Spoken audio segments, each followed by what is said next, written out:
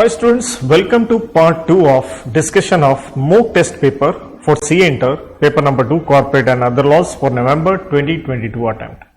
देखिए इससे पहले हमने डिवीजन ए किया था जहां हमने एमसीक्यू किए थे, तो आज हम इसके ऊपर सब्जेक्टिव क्वेश्चन करने वाले हैं डिवीजन नंबर बी के अंदर। लेट्स स्टार्ट विद पहला प्रश्न आपके सामने है, कहता है एजीएम 30 मई को होनी है, डिविडेंड देना है 30%।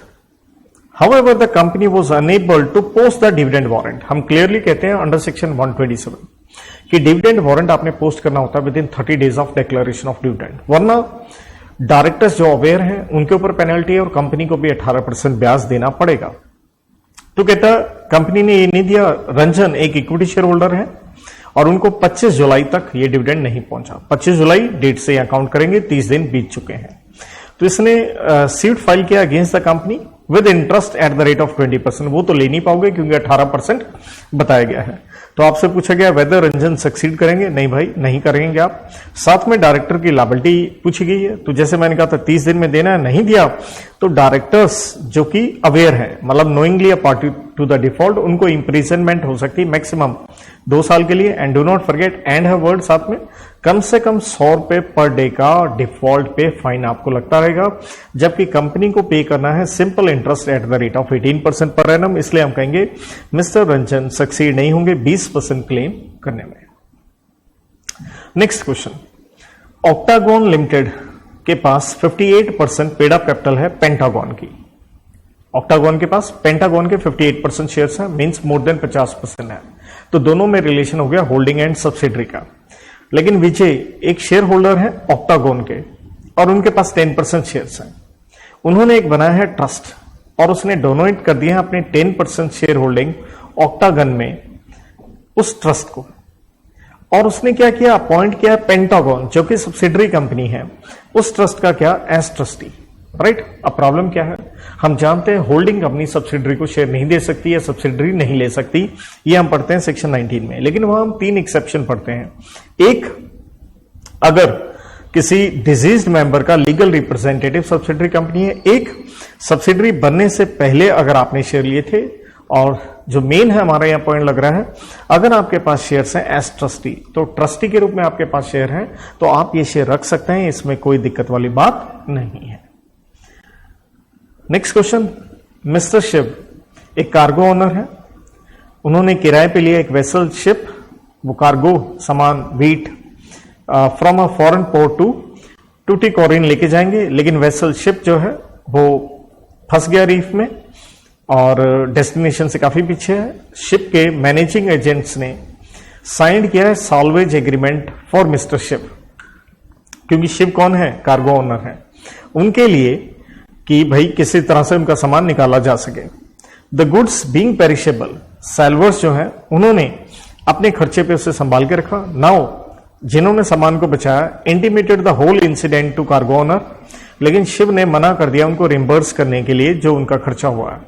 देखिए हम एक क्लियरली चीज पढ़ के आते हैं कि creation of agency in necessity, emergency, यहां किसी ने आपके लिए आपका सामान बचाया है, ये हम पढ़ते हैं सेक्शन 119(9) के अंदर। तो इसलिए अब वो पैसा नहीं दे रहा, क्या उसे वो पैसा जो इन्होंने सामान संभाल के रखा देना पड़ेगा? द आंसर इज यस, आपको वो पैसा देना होगा। They are entitled to recover and obviously अगर आप पैसा नहीं देंगे they will exercise lien on the goods. Next question, with reason पूछा गया, बताइए क्या आप होल्डर हैं नेगोशिएबल एक्ट में? नहीं। होल्डर के लिए हम पढ़ते हैं सेक्शन नंबर 8, जहां हम कहते हैं 2 कंडीशन होती है, पोजेशन प्लस एंटाइटलमेंट। आपको एक चेक मिला है payable to bearer on the road, road पे गिरा हुआ मिला, सॉरी आपका एंटाइटलमेंट नहीं है, तो यहां आप होल्डर नहीं है। नेक्स्ट, विश्वास एजेंट है चंदन के, एंट्रस्टेड मीन्स उनको दिया गया एक इंस्ट्रूमेंट, कोई इंडोर्समेंट नहीं करी चंदन ने, भैया आप उसके एजेंट है, नौकर है, पकड़ा है, तो अगेन आपका एंटाइटलमेंट नहीं है, तो इसलिए आप होल्डर नहीं है। नेक्स्ट, आर्टिकल्स में लिखा है कि कम से कम 7 मेंबर होने चाहिए कॉरम के लिए। कॉरम हम पढ़ते हैं 103 के अंदर ऑफ कंपनीज एक्ट में, और जहां हम पढ़ते हैं कि कॉरम होता है 5 मेंबर अगर on the date of meeting company के मेंबर्स हो 1000। यहां मेंबर्स बताए गए हैं 870, तो 5 होने चाहिए। लेकिन हम ये भी पढ़ते हैं 5 और हायर एज पर आर्टिकल्स, तो आर्टिकल्स हायर कर सकते हैं, तो हमें कॉलम 7 चाहिए। अब कहता है प्रेजेंट कौन थे, रिप्रेजेंटेटिव ऑफ गवर्नर, तो सेक्शन 112 में ये अलाउड है, तो एक हो गया ये, राइट, रिप्रेजेंटेटिव अलाउड होता है इनका। प्रेफरेंस शेयर होल्डर, देखिए इनके पास वोटिंग राइट नहीं होते, तो इसे कंसिडर नहीं करेंगे कॉलम में हम। डी जो है रिप्रेजेंट कर रहे हैं दो कंपनियों को, तो हम इसे दो लेके चलेंगे, ये पढ़ते हैं हम अंडर सेक्शन 113 में, representative of company body corporate. देखिए प्रॉक्सी को नहीं लेके चलते, क्योंकि हम कॉरम कहते हैं कि कॉरम का मतलब है प्रेजेंट इन पर्सन, आप खुद आए हैं। तो यहां अगर हम ऐड करते हैं 3 लोग हुए, हमें कितने चाहिए 7, तो हम कहेंगे भाई साहब यहां कोई कॉरम नहीं है, right, quorum has not been met. Next एक डायरेक्ट क्वेश्चन पूछा गया आपसे, कहता बताइए classes of unlisted public company जिनको इंटरनल ऑडिटर अपॉइंट करना जरूरी है। इंटरनल ऑडिटर अंडर सेक्शन 138 में पढ़ते हैं, लिस्टेड कंपनी में भी होता है, अनलिस्टेड पब्लिक कंपनी में 4 में से कोई भी लिमिट लगे, इवन प्राइवेट कंपनी में 2 लिमिट लगे, तब आपको इंटरनल ऑडिटर अपॉइंट करना पड़ता है। तो अनलिस्टेड पब्लिक कंपनी में 4 लिमिट हम यही पढ़ते हैं कि भैया या तो पेड अप कैपिटल आपकी है 50 करोड़ पिछले साल, और दूसरा टर्नओवर है 200 करोड़ की पिछले साल, तीसरा है आउटस्टैंडिंग लोन या बोरिंग बैंक पीएफआई से, ये होता हम कहते हैं मोर देन 100 करोड़, और कब at any point of time during preceding financial year, या आपके आउटस्टैंडिंग डिपॉजिट है 25 करोड़ के कब, at any point of time during the preceding financial year. Shweta and Meera अच्छे दोस्त हैं। श्वेता ने अपनी ज्वेलरी बेल करी है मीरा को कि वो संभाल के रखे बैंक के लॉकर में, लेकिन मीरा ने उसे अपने घर में ही रख लिया है, क्योंकि वो अपनी ज्वेलरी भी अपने घर में रखती है, लेकिन उसने साफ कहा था भाई आप इसे बैंक के लॉकर में रखिएगा। 1 महीने के बाद ज्वेलरी लॉस्ट हो जाती है in right, Shweta case file करती है अगेंस्ट मीरा, क्या रिकवर कर पाएगी? द आंसर इज यस, क्योंकि हम अंडर सेक्शन 151 में पढ़ते हैं टू टेक रीजनेबल केयर, और अगर आपने केयर नहीं करी है तो अंडर सेक्शन 152 आप क्या होंगे, लायबल होंगे कॉन्ट्रैक्ट एक्ट में। तो यहां इसलिए आप लायबल हैं, क्योंकि साफ कहा गया था कि भैया आपको इसे लॉकर में रखना है। पूछा गया है meaning of term acceptor for honour and payment for honour. तो देखिए ऑब्वियसली एक्सेप्टर फॉर ऑनर हम सेक्शन 108 से 112 तक पढ़ के आते हैं, and payment of honour 2 section पढ़ते हैं नेगोशिएबल एक्ट में, कि यहां कोई थर्ड पार्टी है आपके बिहाफ पे क्या कर रहा है, या तो एक्सेप्ट कर रहा है या पे कर रहा है ऑन द बिहाफ ऑफ, ये ड्रॉर भी हो सकता है और एनी अदर पर्सन भी हो सकता है, पर्सन नहीं बताया तो ड्रॉर होता है। और इसमें हम ये कहते हैं भाई कंडीशन ये है पहली बात कि भैया नोटिंग एंड प्रोटेस्ट करवाना जरूरी है, और जिस आदमी ने आपके लिए एक्सेप्ट या पे किया है वो आपसे रिकवर भी कर सकता है। नेक्स्ट क्वेश्चन पूछा गया है कंपनीज एक्ट से रिलेटेड सर्विस ऑफ डॉक्यूमेंट कैसे करना है on a company and the members of the company, मतलब कंपनी को कैसे भेजोगे या कंपनी मेंबर्स को कैसे भेजेगी, हम सेक्शन 20 में पढ़ते हैं। जहां तक मेंबर्स को भेजने का सवाल है तो हम 7 पॉइंट पढ़ते होते हैं,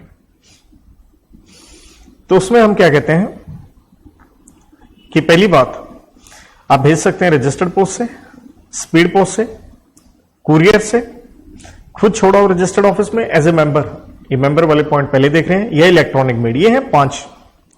लेकिन जब मेंबर को भेजना 6ठा पॉइंट क्या आ जाता है, आप उसे नॉर्मल किसी भी ऑर्डिनरी पोस्ट से भेज सकते हैं, राइट, या अगला एक स्पेशल रिक्वेस्ट कर सकता है कि मेरे को इस तरह से भेजा जाए, तो आपको वैसे ही भेजना पड़ेगा। मतलब 2 पॉइंट्स का दोनों में फर्क आ जाता है, ये लिख के यहां पे दे रखा है।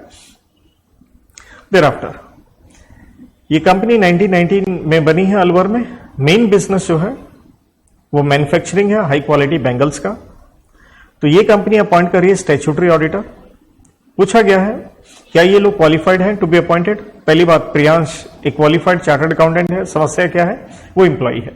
तो अंडर सेक्शन 141 सब सेक्शन 3 उसकी देखिए, उसके अंदर हम ये पढ़ते हैं कि कोई भी ऑफिसर या इंप्लॉई कंपनी का ऑडिटर नहीं बन सकता, तो आप डिस्क्वालिफाइड हैं, राइट। दूसरा है विनोद एक प्रैक्टाइजिंग चार्टर्ड है, वो इनडेप्टेड है लेकिन कंपनी की तरफ है 2 लाख के लिए, तो हम लिमिट पढ़ते होते हैं 5 लाख से ज्यादा हो तो समस्या आती है, राइट। तो यहां 2 लाख है, तो इसलिए हम क्या कहेंगे, आप क्वालिफाइड हैं। नेगोशिएबल एक्ट पे आपने एक चेक ड्रॉ किया 20,000 का गिफ्ट के रूप में बलराम को दिया है, क्या Balram holder in due course है? देखिए holder in due course under section 9 पढ़ते हैं हम, और उसमें हम पढ़ते हैं कॉन्सिडरेशन होनी चाहिए, तो यहां पे कॉन्सिडरेशन नहीं है, यहां सिर्फ आप होल्डर हैं, होल्डर इन ड्यू कोर्स नहीं है, right, not a holder in due course. Number 2 whether mister Balram is entitled to receive 20,000 from bank. हाँ, बैंक से आप 20,000 रुपए ले सकते हैं क्योंकि आप होल्डर तो हैं ही, होल्डर इन ड्यू कोर्स नहीं है, होल्डर है, आपका एंटाइटलमेंट है, आप क्लेम कर सकते हैं। Direct question interpretation of statute से principle of grammatical and logical interpretation आपसे पूछा गया है, तो हम सिंपल इसमें कहते हैं कि भाई अंडरस्टैंड करना है meaning of any law statute, जो भी हमें अप्लाई करना है ताकि हम एक कंक्लूजन निकाल सकें कि रियल मीनिंग क्या है या उसके पीछे लेजिस्लेचर की क्या इंटेंशन है। और जहां तक ग्रामेटिकल इंटरप्रिटेशन का सवाल है तो हमें अपने आप को रिस्ट्रिक्ट करना होता है to the verbal expression of law, हमें उससे बियॉन्ड नहीं जाना है, लेटर ऑफ लॉ में मीन स्पिरिट ऑफ लॉ में ही रहना है। जबकि जब हम लॉजिकल इंटरप्रिटेशन की बात करते हैं तो हम थोड़ा सा बियॉन्ड टेक्स्ट चले जाते हैं क्योंकि बात लॉजिक की आ रही है। So we seek more satisfactory evidence of the true intention of legislature. Then the persons जो मेंबर नहीं है, मतलब आउटसाइडर है, dealing with the company are always protected by doctrine of indoor management. देखिए ऑलवेज तो नहीं, कुछ एक्सेप्शन होती है, लेकिन हम कहते हैं डॉक्ट्रिन ऑफ इंडोर मैनेजमेंट है ही क्या, वो बना ही है आउटसाइडर को प्रोटेक्ट करने के लिए कि जहां तक सवाल है इंटरपर्सनल प्रोसीडिंग्स का कंपनी का, आउटसाइडर पीप नहीं कर सकता, वो देख नहीं सकता, तो हम मान के चलते हैं everything is done regular, genuine है, कोई दिक्कत वाली बात नहीं है। जो कि हम ये पढ़ के आते हैं रॉयल ब्रिटिश बैंक वर्सेस तुर्कवान में, तो आपको प्रोटेक्शन मिलती है। लेकिन हाँ, ऑलवेज कहना गलत है, इसलिए इंस्टीट्यूट को थोड़ा आंसर वो भी लिख के देना चाहिए था कि कुछ एक्सेप्शंस हैं, जैसे हम पढ़ते हैं knowledge of irregularity, suspicion of irregularity, forgery, act outside the parent authority, तो वो भी आप यहां पे मेंशन पक्का करें। नेक्स्ट, आप एक प्राइवेट कंपनी है, 3 लाख रुपए आपने अपने एक डायरेक्टर के रिलेटिव से लिए हैं। रिलेटिव ने एक डिक्लेरेशन दी है कि ये पैसा उसको उसकी मम्मा से गिफ्ट के रूप में मिला है। कहता बताओ इसे डिपॉजिट मानेंगे या नहीं। पहली बात देखिए, रूल 21C के अंदर हम लिस्ट पढ़ते हैं, जहां क्लॉज नंबर 8 के अंदर हम पढ़ते हैं कि भैया हम डिपॉजिट नहीं मानते हैं अगर पैसा आपने कंपनी के डायरेक्टर से लिया और अगर प्राइवेट कंपनी है तो उसके रिलेटिव से भी चाहे लिया हो, लेकिन कंडीशन ये होती है आपको एक डिक्लेरेशन राइटिंग में देनी पड़ती है, राइट। तो इसलिए उसने डिक्लेरेशन यहां दी है तो हम इसे डिपॉजिट नहीं मानेंगे। जीसी के ऊपर क्वेश्चन, मिस्टर श्रीधर ने इशू किया प्रोमिसरी नोट। जैसे प्रोमिसरी नोट देखते हैं बच्चे छलांग लगा देते हैं कि क्वेश्चन आ गया नेगोशिएबल एक्ट पे। भैया ढंग से पढ़ना है, इसलिए मैंने यहां हाईलाइट करके जीसीए लिखा भी है। और ये इशू किया आपने 17 मई को, 3 महीने के बाद पेबल है, लेकिन सडन हॉलीडे आ गया, राइट। देखिए 17 मई में 3 महीने ऐड भी करेंगे ना आप, जून जुलाई अगस्त, राइट। 3 दिन देखिए ग्रेस डेज होते हैं, 20 अगस्त बना, लेकिन उसने आंसर नेगोशिएबल एक्ट के हिसाब से नहीं पूछा। नेगोशिएबल अगर हम लगाते तो नेगोशिएबल का यहां सेक्शन लगता है 25, जिसके हिसाब से आंसर आता है 21 अगस्त। आंसर यहां पे भी 21 अगस्त आएगा, लेकिन उसने पूछा गया है जीसी के हिसाब से बताओ।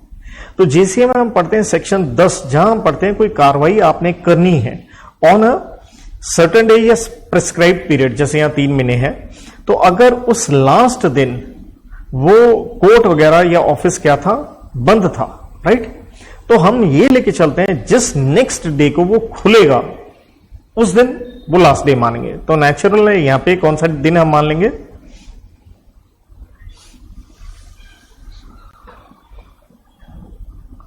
तो 20 के बाद 21 अगस्त को जिस दिन वो खुलेगा वही मान लेंगे, या 21 अगस्त आंसर में, ये देखिए नेक्स्ट लाइन में लिख के भी दे रखा है।